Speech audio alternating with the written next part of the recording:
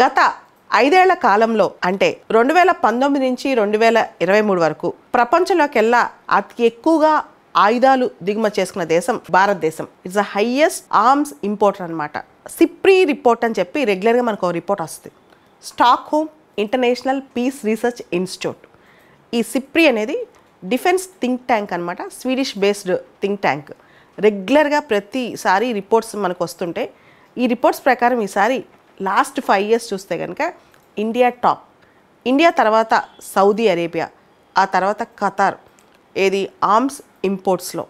5 ఏళ్ల కాలంలో భారతదేశం యొక్క ఆయుధాల కొనుగోలు 4.7% పెరిగిందని చెప్పి సిప్రీ నివేదిక వెల్లడిస్తోంది. అయితే భారతదేశం ఆయుధాలు ఎక్కువగా ఏ దేశాల నుంచి కొనుక్కుంటోంది? ట్రెడిషనల్గా మన డిఫెన్స్ పార్ట్నర్ రష్యా. అసలు 1991 వరకు అయితే ఎక్కువగా రష్యానే ఉండేదన్నమాట.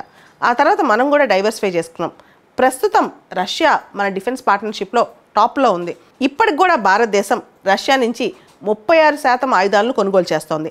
ఆ తర్వాత ఫ్రాన్స్ నుంచి 33% ఆయుధాలు కొనుగోలు చేస్తోంది. తర్వాత అమెరికా నుంచి ప్రస్తుతం 13% ఆయుధాలు భారతదేశం కొనుగోలు చేస్తోంది. అంటే మొదటగా రష్యా, తర్వాత ఫ్రాన్స్, తర్వాత అమెరికా అనమాట. ఈ 3 దేశాలు కూడా భారతదేశానికి టాప్ ఆర్మ్స్ ఎక్స్పోర్టర్స్.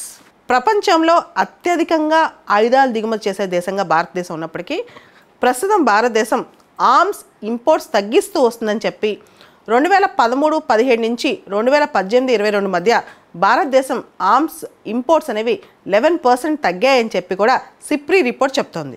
గత 5 సంవత్సరాల కాలంలో ఎక్కువగా ఆయుధాలు దిగుమతి చేసుకున్న దేశాలు మొదటగా India, 2 Saudi Arabia, 3 Qatar, 4 Australia, 5 China. అదేవిధంగా సిప్రీ రిపోర్ట్ ప్రకారం గత 5 సంవత్సరాల్లో ఎక్కువగా ఆయుధాలు ఎగుమతి చేసిన దేశాలు అంటే టాప్ ఆర్మ్స్ ఎక్స్పోర్టర్స్ ప్రపంచవ్యాప్తంగా ఏ దేశాలు ఉన్నాయంటే మొదటిగా అమెరికా, రెండోది రష్యా, మూడోది ఫ్రాన్స్, నాలుగోది చైనా, ఐదోది జర్మనీ. అంటే ప్రపంచవ్యాప్తంగా టాప్ ఆర్మ్స్ ఎక్స్పోర్టర్స్ అనమాట వీళ్ళు. అమెరికా, రష్యా, ఫ్రాన్స్, చైనా మరియు జర్మనీ. అయితే ఇక్కడ 2018-22 మధ్య పాకిస్తాన్ ఆయుధాల కొనుగోలు 14% పెరిగిందంట. పాకిస్తాన్ చైనా దగ్గర నుంచి గరిష్టంగా 66% ఆయుధాలను కొనుక్కుంటోంది. అంటే పాకిస్తాన్కు చైనా 66% ఆయుధాలను సరఫరా చేస్తోంది. 2014-18 మధ్య కాలంతో పోలిస్తే 2019 నుంచి 2023 వరకు యూరోప్ ఆయుధాల దిగుమతులు బాగా పెరిగాయి, రెట్టింపయ్యాయని చెప్పొచ్చు. యూరోప్ ఇంత ఎక్కువగా ఆయుధాలు ఎందుకు కొనుగోలు చేస్తుంది? దీనికి ప్రధానమైన కారణం 2 ఏళ్లుగా కొనసాగుతున్న రష్యా ఉక్రెయిన్ యుద్ధం.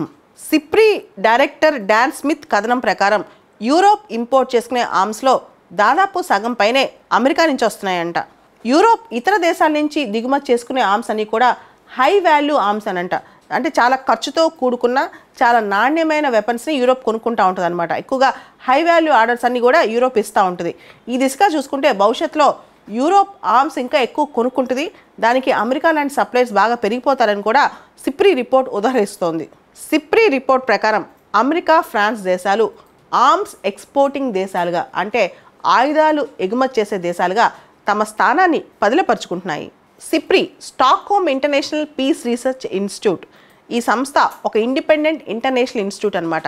ఇది పూర్తిగా conflict, armaments, arms control, disarmament ఇలా అనేక డిఫెన్స్ సంబంధించిన అంశాలపైన రీసెర్చ్ చేసే సంస్థ. ఇది ఒక థింక్ ట్యాంక్ అని చెప్పొచ్చు. ఇది స్వీడన్లో ఉంటుందన్నమాట. 1966లో సిప్రీ ఎస్టాబ్లిష్ అయింది.